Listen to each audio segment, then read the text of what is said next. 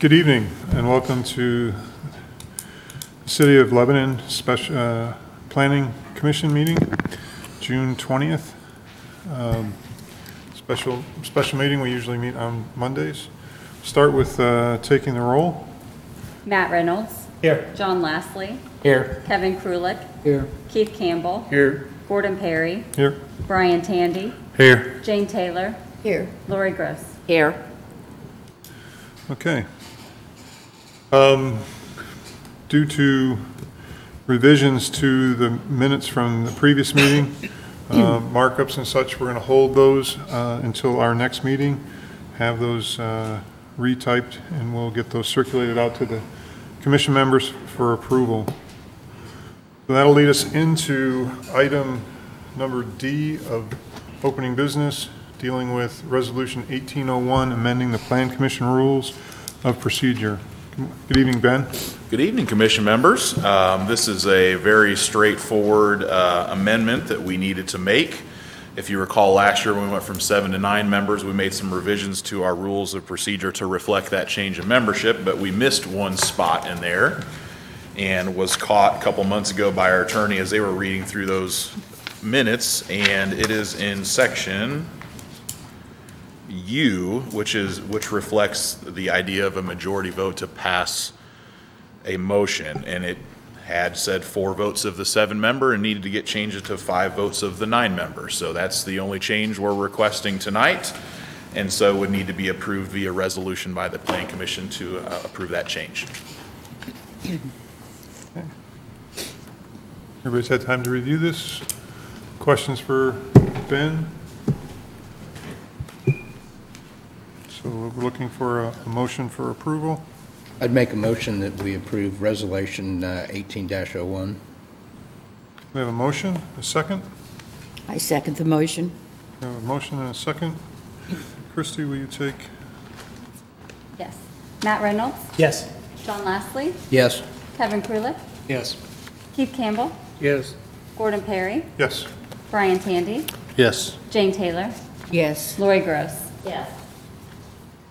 Great. All right, on to our next item, old business, docket number 18-14, the Lebanon Gateway Marketplace PUD rezone ordinance. Ben, go from. All right, so this is an item that is coming back to you from the Common Council. So a little bit of procedural on the PUD ordinance. It required Plan Commission review and recommendation that's forwarded to the council. At that time, the council has the ability to adopt the ordinance as submitted from the Plan Commission. They can deny it or they can adopt with changes, and they chose to adopt with changes, and I'll go through those here in a second. What that means if they adopt with changes is those changes need to return to the Plan Commission in order for you to accept those changes before it becomes formally effective. So that's what we're doing here tonight, is that procedural item to accept the council's changes. To walk through a little bit the changes, the primary changes were a reflection of discussions we had with the applicant. The city is currently finalizing city support for the project, and it became clear as part of that discussion that all infrastructure needed to be in public rights of way. If you recall, the one east-west leg of the road, Gateway Avenue, was initially proposed as a private drive, and during that time, since the Plan Commission reviewed it, it became clear that it needed to be a public road. We also received some comments back from council. They wanted to see everything in public rights of way. So the plan has been changed to show Gateway Avenue as a public road in public right of way, and then the PUD ordinance had to be changed in a couple of places to reflect that. First and foremost, Section 5, Item D, Gateway Avenue Standards was added. And this section, because this private road does not meet all of our city's street standards directly, they needed to write their own standard for that street, and that's what's been added. So rather than a 60-foot right-of-way, it's a 40-foot right-of-way. Street pavement width and sidewalks, et cetera, have been shown in this list where they vary from our street standards. So that's what that item D is. A couple of the other ones were added as a result of that. So before, they measured their setback off of the center line of the road because it was a private road, and now they need to measure their setback from the right-of-way line which is 20 feet from the center line of the road. So they adjusted their front setback off of Gateway Avenue from 50 feet to 30 feet. So effectively, there's no change to what their requirement is. It just is measured from a different location. So that's the need for that change. Two other items, again, in discussions about it as it related to city support. They had been proposing that the potential off-premise sign that was included in their ordinance would be located in common area that also included the detention facility. We decided that it may be necessary for that sign to sit on its own separate lot, and they didn't want to have to meet the minimum lot size requirement of 1 acre just to put a sign in the ground. So we created a lot size specific to the sign that allowed them to be as small as 1/10 of an acre. It will probably be a little bit larger than that once they finally design this and get the construction drawings done. But they did want some flexibility to be able to put the sign on its own lot separate from the detention facility if needed. So that was added in order to give them some flexibility on the lot size associated with that sign. Finally, one last item, in talking with them regarding our requirements for dumpster enclosures, our standards would say that it could be no closer to any public right-of-way than the primary building, which in most cases is not a significant issue unless, like several of these outlots that are in the center of the developments, lot 2, 3, and 4, which you see right here reflected on the screen, these lots have multiple street frontages, in some cases 3. Makes it particularly challenging to find a location for a dumpster enclosure where it's not between the building and the street in some way, shape, or form. So what we work with them is where they have some additional flexibility to put it between the building and the street on the internal drives, which would be Gateway Avenue and Ping Avenue and Ransdell Road, but they could not be in front of the building as it relates to the interstate or State Road 32. So these standards that you see in here just change the ability for them to have some flexibility on location of the dumpster enclosure. It does not change the requirements for the enclosure itself or any landscaping standards that might be associated with that. Just gives them some additional flexibility on where they could place the dumpster enclosure. So that in a nutshell were the changes that were adopted at the council meeting at their last meeting, and so those are back to you tonight to accept. So in this case, unless there's questions, the motion would be to accept the changes that were adopted by the council. I just have one question, Ben. Since we've made that into a public street, and I know we didn't directly talk about it at council, but I know at one point the sidewalk was only going to be on one side. That's correct. But now that it's a public access, are we going to have it on both sides? No. The design standards suggest one side. So is that going to be a change for the rest of us, wherever it happens? It's going to be one side instead of two? Not necessarily. In this case, with the way the site was designed, it was beneficial, or it made most sense to just do it on one side only.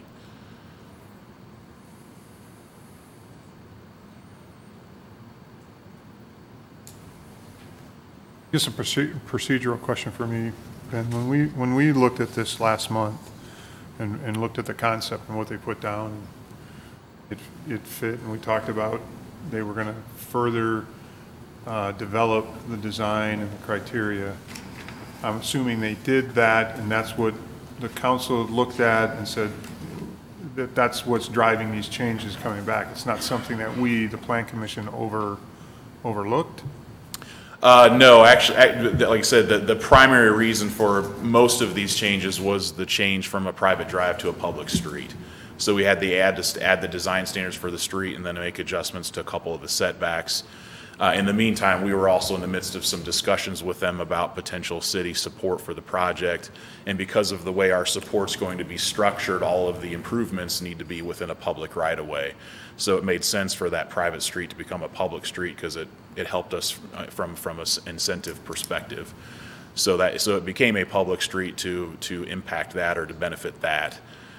That was kind of the crux of the change, and that happened after the Plan Commission meeting as we were in discussions with them furthering on the incentive package. So they made the changes to the plan to reflect that, and that's what was presented to the council. The other change, like I said, the only other change that wasn't necessarily a result of the council discussion or incentive discussion was about the gateway or about the dumpster enclosures, and that was a result of the applicant. They brought that up. They asked what our standards were, and after we discussed the standards, they realized that they were going to have some issues as far as locations if they had to try to meet our standards, so. And that right-of-way property, that will be acquired through dedication, correct? Correct. Other questions for Ben? Barring any other questions for Ben, I'll be looking for a motion for approval or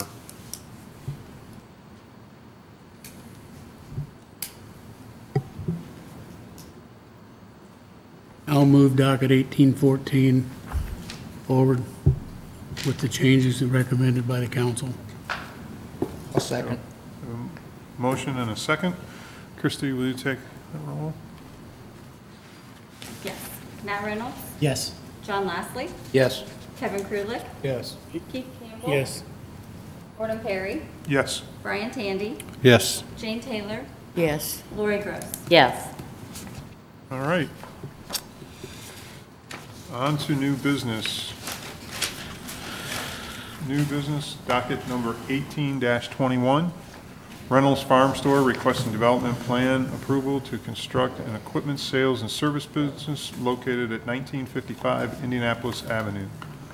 Ben, would you like to lead us Thank the you, rest of the way Mr. through Berry. this? I will walk through the design of this site. First, one quick clarification on the location.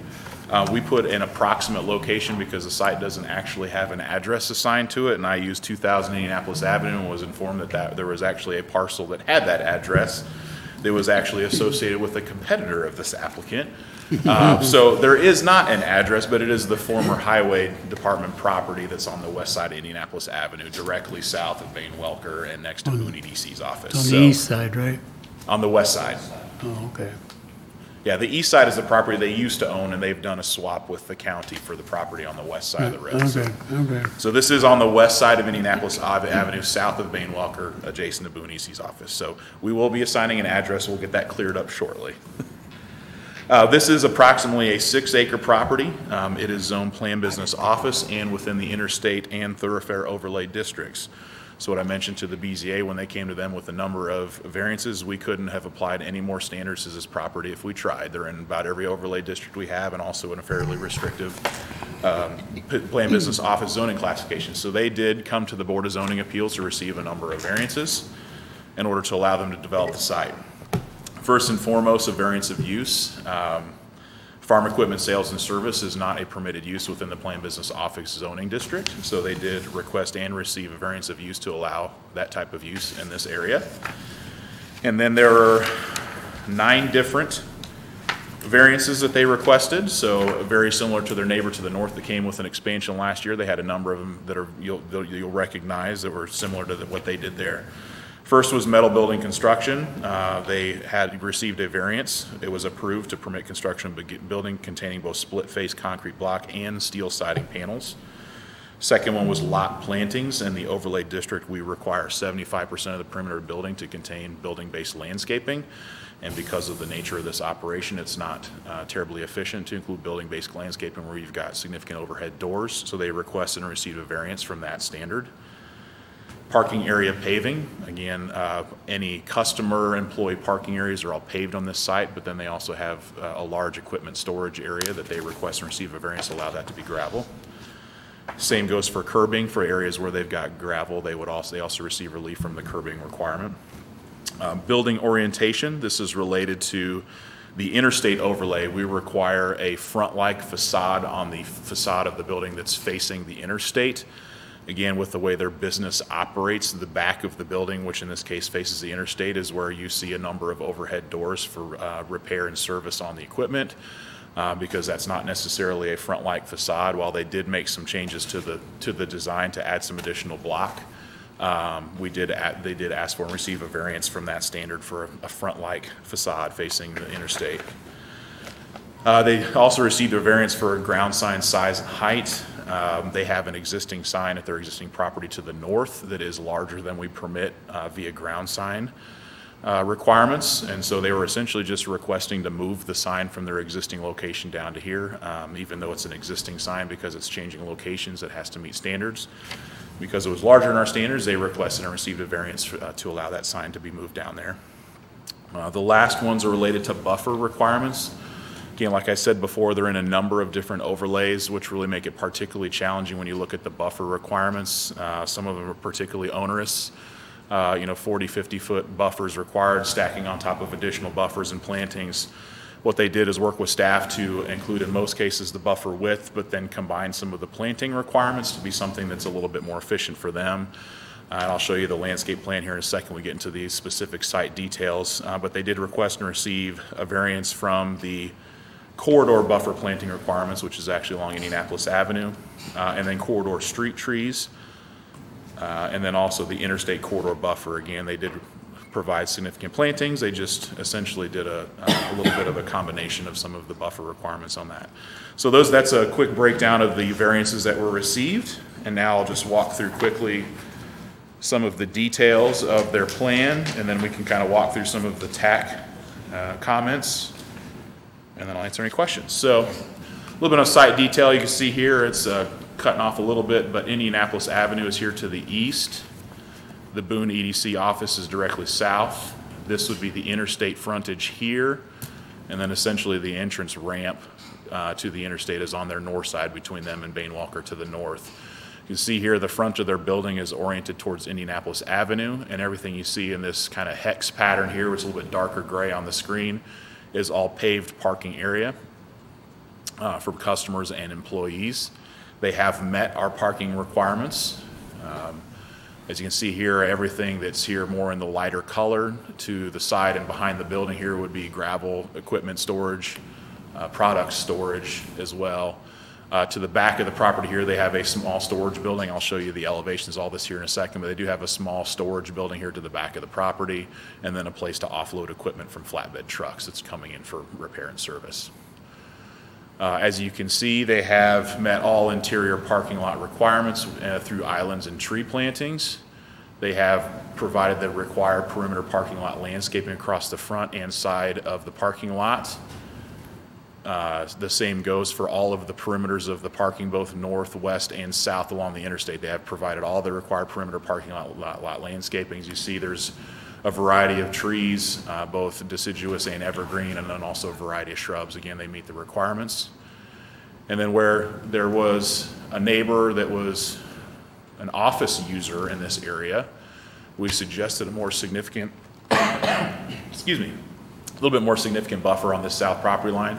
They have shown a combination of a privacy wall fence and landscaping along this border just to provide a more substantial buffer to the neighbor to the south, which is a dissimilar use. And that's what you see reflected on this south property line. In terms of, let's walk through some of the other details here.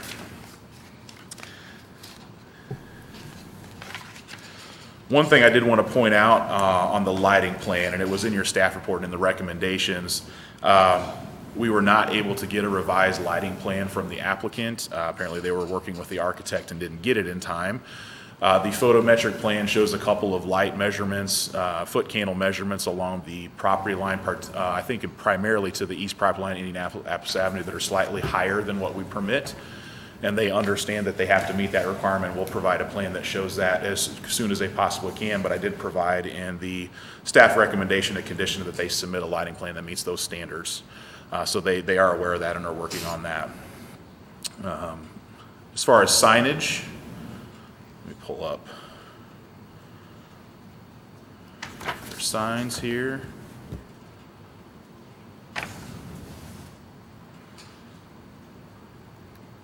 So here is their sign plan. You see in the lower right, this is an image of their existing pylon sign that is at their existing location to the north on Indianapolis Avenue that will be moving down here. So that is not necessarily new signage. They are also showing signs on the front of the building. I'm not sure how well it's showing up because it's not showing up very well on my screen either. They are showing signage on the front and on the back, and then there's a small one on the side. In terms of what they're permitted for wall signs, they are still well under the aggregate amount that they're permitted, but that reflects the signage. In terms of architecture, let me pull that one up as well. Here is the building, and actually the front elevation. It's actually this third one down. As you see, all of what would essentially be the first floor, it is only a one-story building, but about 8 feet, this lower floor of the building is all the split-face block.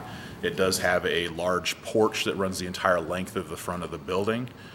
As you can see then on just about every other side of the building, you see a bevy of service bays. They do a lot of service work, and this is where they would enter, but you can see the split-face block does run the entire perimeter, all 4 sides of the building. Any remaining areas as you get higher up on the building would be where the steel siding panels come into place. That's what you see reflected here. And as I mentioned before, they did receive a variance to allow those steel siding panels. That kind of walks through most of the specific site details. In terms of recommendation, Lebanon Planning staff's determined, actually before I get to that, let me walk through some of the TAC comments. Again, these have all been provided to the applicant. There are a few things that are outstanding, but nothing significant. Just to highlight a couple, you will see in the plan that there is not currently a sidewalk shown on Indianapolis Avenue, but that has been requested by the engineer, so that would be something that they would have to address before we would approve their plans for construction.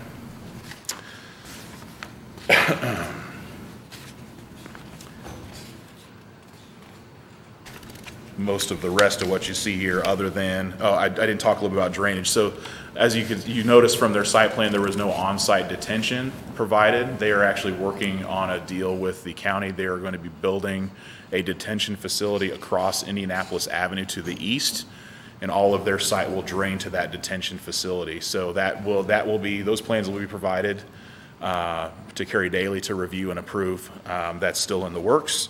But that would be how they would be draining the site. So there's no on-site detention. It would actually be across the street, but they are going through stormwater approval to get that approved. So that is ongoing. Those are 2 of the most significant, but as I mentioned, all these comments have been provided to the applicant and to their engineer, and they will address those before submitting for construction plan approval to move forward with construction. Now we'll move on to staff recommendation.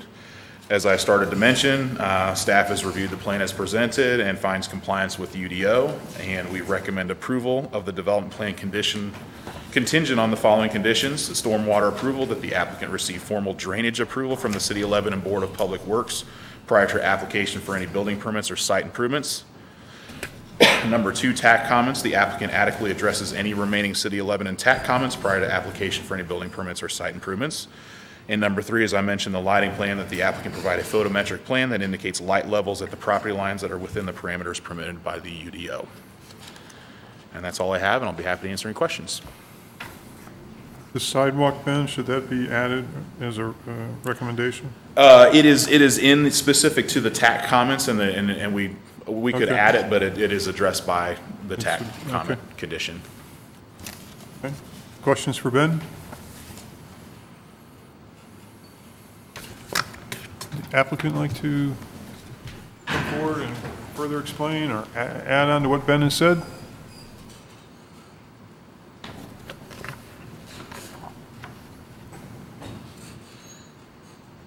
Good evening, Max Mauser with Studio A, representing the Reynolds Farm Equipment Store.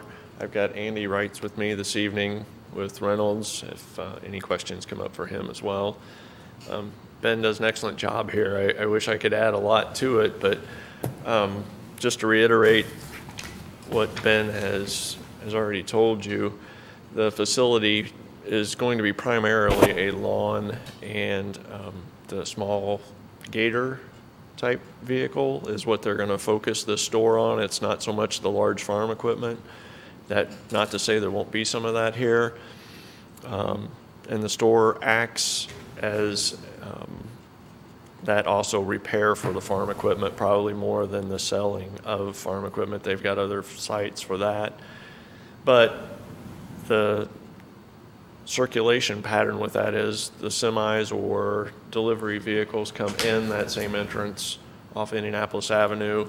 We've got the large area in the back to turn around, and an actual loading dock that's screened on the side has been illustrated in one of the elevations. We've got a cold storage building in the back, primarily again for those lawnmowers, things like that, that wouldn't require to be inside the building. under climate control. The front of the building has that nice porch on the front that carries the full length. It extends almost the full width out. It's, I believe, 10 feet covered and 5 feet not covered. The 10 feet covered is for display area for equipment for sale. And as far as all of the utilities and things that go along with that, they're all present on the site, and as been alluded to, we are working with the county on a master drainage plan for the area. The property that was switched for this site was the low point in the whole area. It was the retention pond that didn't have an outlet and just waited for it to drain. So the pond that exists as part of the 4-H fairground, there's a small, if you come in the entrance, and it's kind of the, if you want to say, the northeast corner of the church that's across the street from this site. There's a little pond for the 4-H fairgrounds that sits there. It's just a dry basin. It's going to be increased in size by about 5 times that size. We're adding a brand new storm pipe. The existing tile that's there runs off to the southeast over to the ditch, and we're now taking it north along the access road that runs kind of the outdoor area for probably the demolition derby and tractor pull and those type of events on that side. It'll parallel that drive the whole way to the creek, which will take care of the drainage not only for our site, but it takes care of drainage for our neighbor to the north, south, the church, the highway garage, and the fairground property that drains into it. So it's a fairly large area that's going to drain into this new pond to accommodate everyone the ability to develop and have an outlet. It lowers the outlet for this site, so all this property can be developed and well drained. With that, we accept all the commitments that Ben has pointed out, and we will meet all those standards. And for that, I'd be open it up to any questions you might have for me. Questions for the applicant? I think my only concern is there's a lot of effort has gone into a landscape plan, and I just think of all the road material has to be moved, that has accumulated there over time, so that stuff will actually grow and prosper. That's a concern of mine, I guess. Yeah, and we will address that. It will be an area that's all that will have to be removed for the landscaping. And with the digging of the pond, this is all under the same contract. We're doing that work for the county. There's been already a cost estimate put together. The county has approved that estimate. So it's going to be an open, almost, you want to call it design build. It's designed, they'll bid it out to several bidders, but it'll ultimately just be built by Reynolds and paid for that way. So that earthwork is the ability, there's a lot of extra dirt that was just going to be spread over that site. Anything we want, the county is fine with us taking and moving it over to fill in those areas for landscaping. And vice versa, they may want some of the stone to put in some of their parking lot, because we may have extra as we're doing this and just hauling it back and forth. So there's somewhere in here, there's a balance that's been worked out for excavation, cut and fill, and the balance generally is going to work out? Yes. Yes. There will be, that site's got almost 4 feet of stone on it. Okay. So the only thing that's coming out of that site is the stone for the planting beds. Everything else will be regraded just to meet it and built pretty much primarily straight on it. Okay. All right.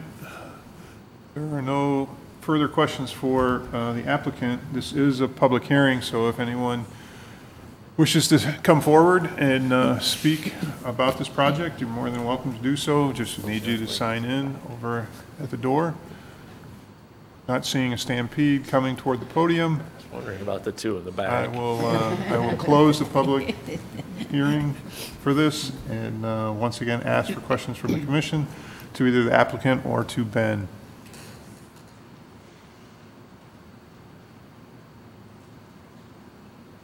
Okay. We're well informed on this. So I would entertain a motion on this, on docket 1821. A motion we approve docket 18-21 for the development plan contingent on the stormwater approval from the Board of Public Works. The TAC comments are addressed adequately, and the lighting plan is adjusted to meet the parameters of our UDO. I'll second. We have a motion and a second. Christie, will you take the roll? Matt Reynolds, Yes. John Lastly, Yes. Kevin Krulik, Yes. Keith Campbell, Yes. Gordon Perry, Yes. Brian Tandy, Yes. Jane Taylor, Yes. Lori Gross. Yes. Great. It is approved. Thank you very much. Thank you. Thank you.